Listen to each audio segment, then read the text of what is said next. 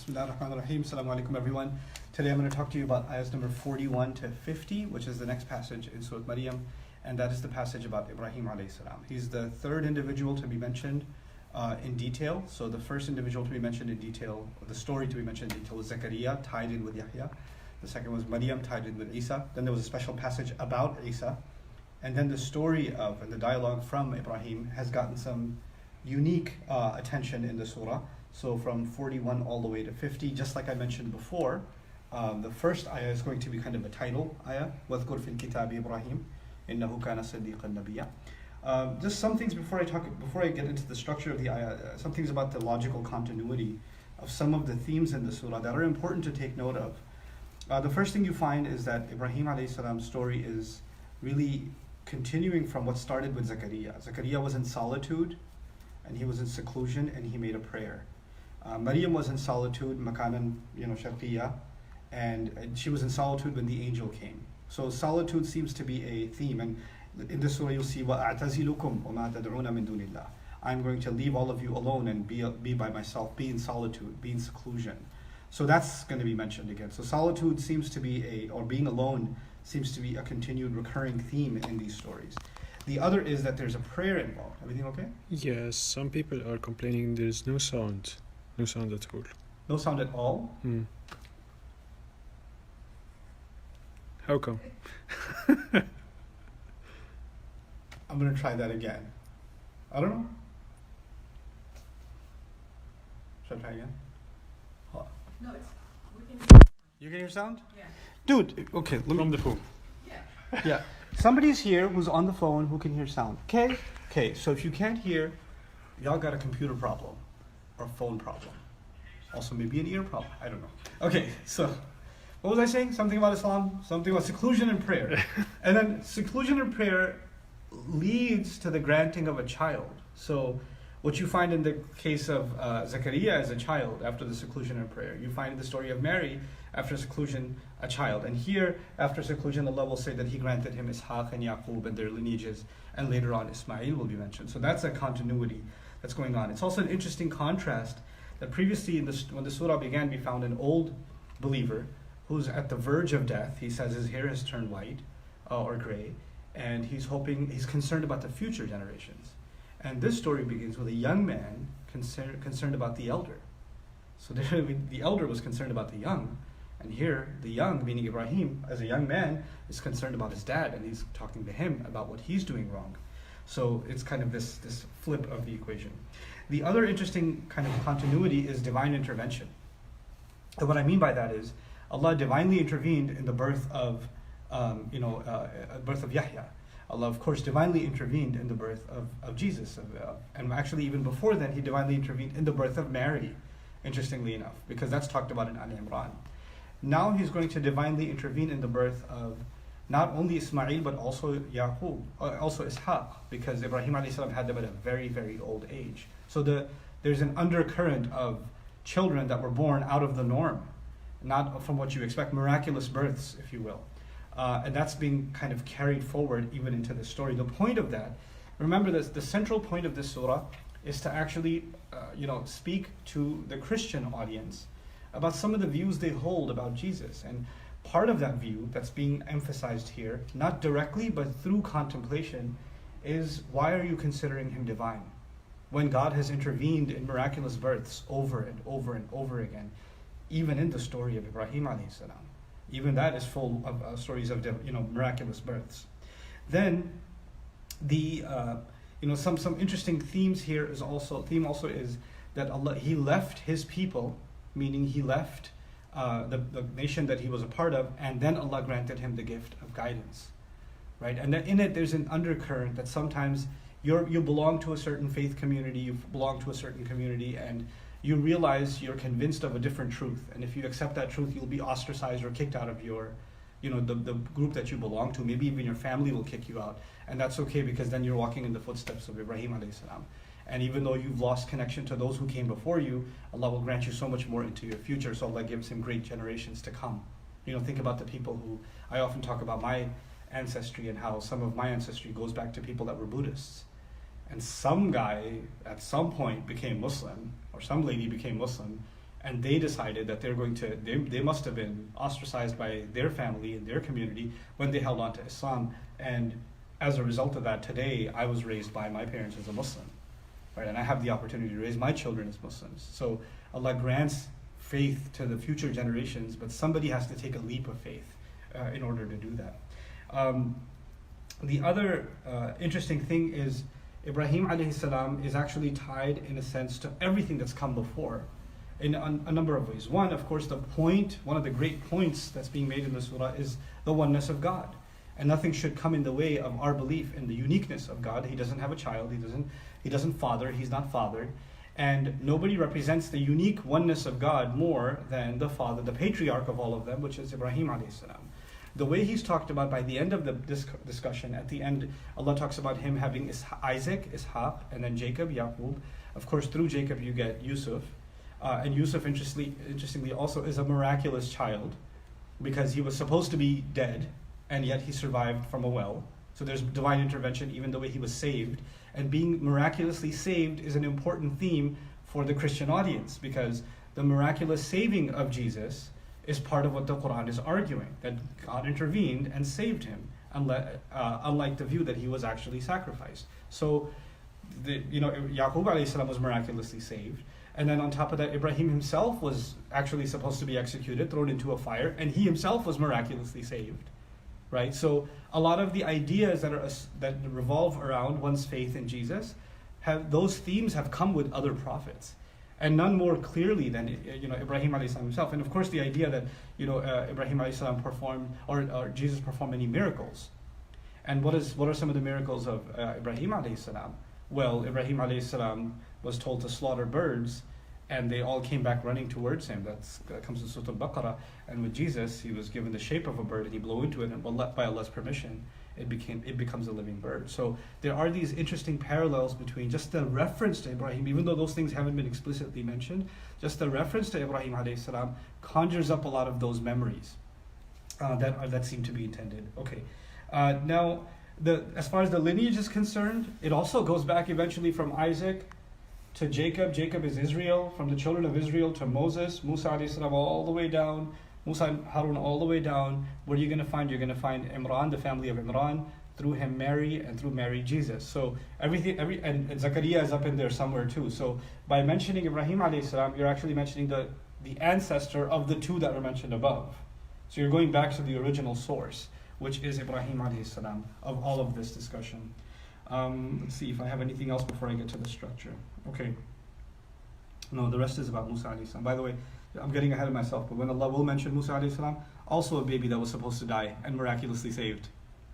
Right? So and then Ismail alayhi salam, also a baby that was supposed to die in the desert and miraculously saved.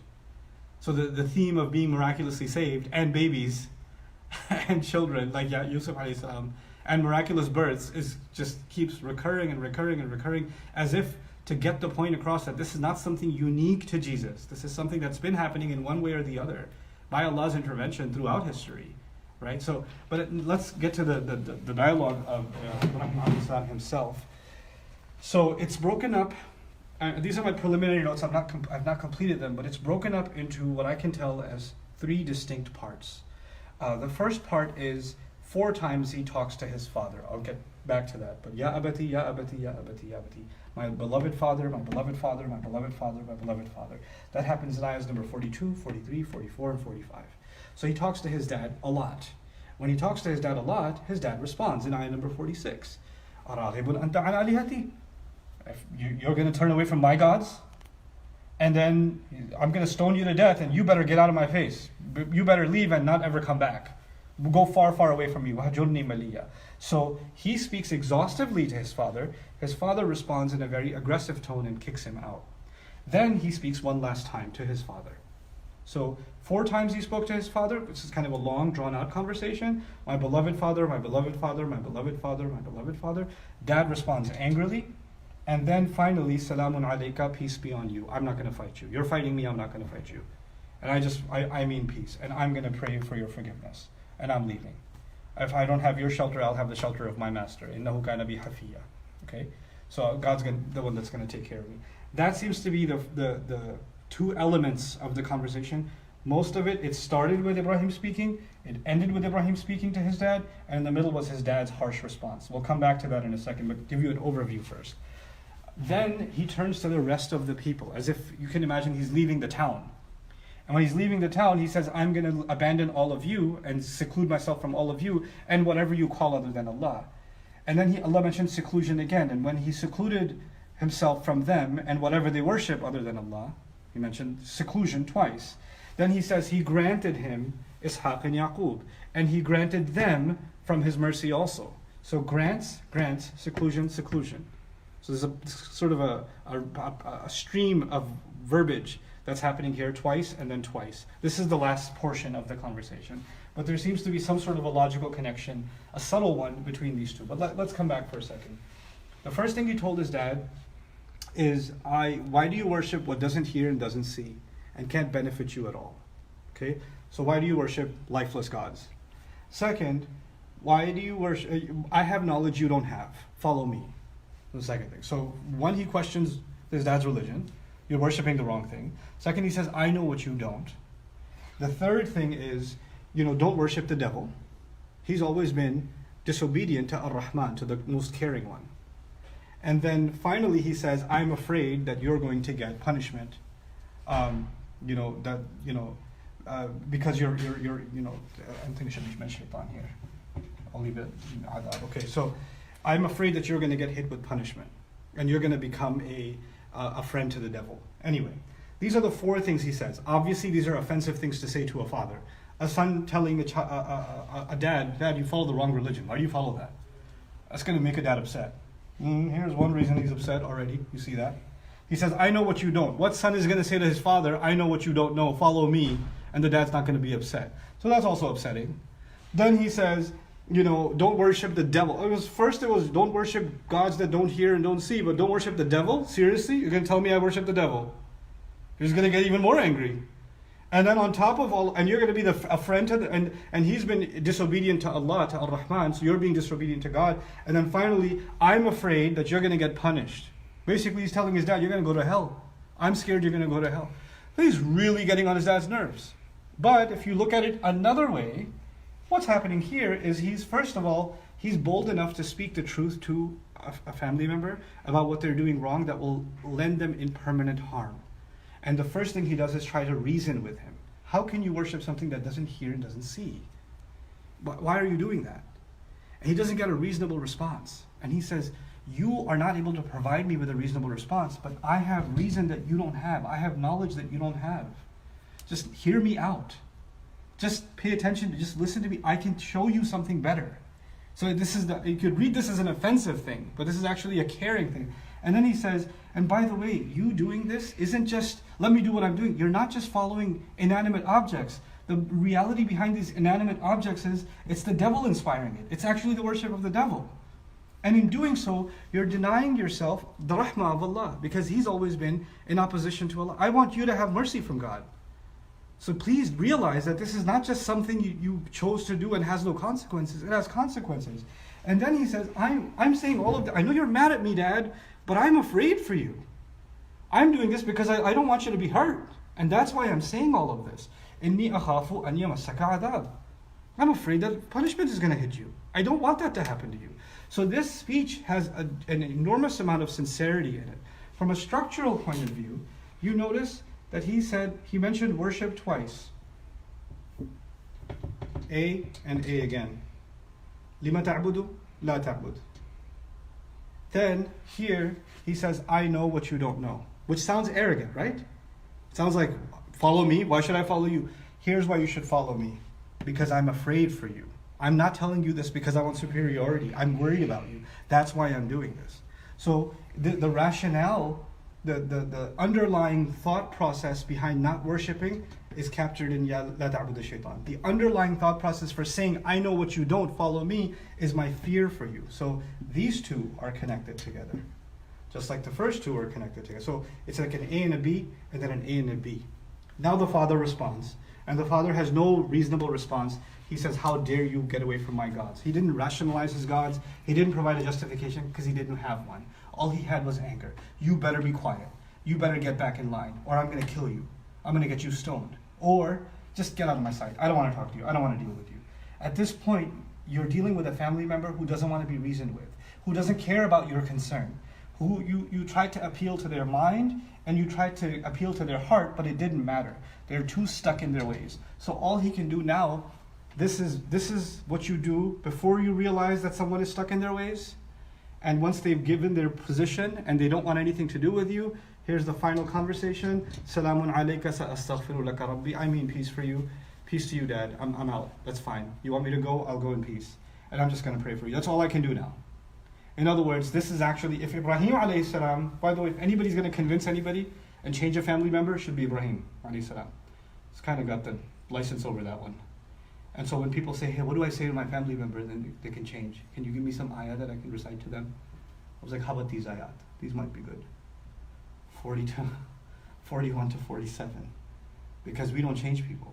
We can't control how they're going to be. But what you can do, if they've become aggressive towards you and want nothing to do with you, then the only thing you can do is wish peace for them and part peacefully and just pray for them that Allah may forgive them, that they may find guidance. Now, we'll come to the next part. Because the father has abandoned and basically the father has disowned him, he's got nowhere left to go. And now that he has nowhere left to go, he speaks to everybody else. I'm leaving all of you too. I've got nowhere left to. And this is actually a parallel for, the attempted, the way Jesus was ostracized, the way Mary was ostracized. She was kicked out, essentially, in a way. And then Rasulullah sallallahu alaihi wasallam, our messenger ﷺ, is reliving that because he's been kicked out of Makkah. And now he's been kicked out by his father. So our messenger is reliving his legacy. So I'm going to leave you in whatever you worship besides Allah. And when he finally did, and his complete solitude, then what does Allah do? By the way, that theme that I mentioned before, solitude is followed by the granting of children. Allah says He granted him Ishaq and Yaqub. Look at that. He lost a father, a connection to a father, and Allah granted him connection of children. And he granted him future generations. And He mentioned the giving not just to Ishaq and Yaqub, but then He mentioned He gave them also, meaning He gave them offspring also. So Yaqub got Yusuf. And then later on in the line of Yusuf is Musa alayhi salam. And then later on, and Harun alayhi salam. And then the prophets of the Israelites keep going until we go back to Zakaria alayhi salam, etc. So this is in brief the account of Ibrahim alayhi salam. That is the third main story that's mentioned. What we're going to do tomorrow, inshallah, is I'm going to talk to you guys about all of the prophets from Ibrahim alayhi salam all the way down to the last prophet that's mentioned in this passage and how all of them are connected, and we'll kind of take a macro view of that. Barakallahu li wa lakum. Assalamu alaikum wa rahmatullahi wa barakatuh.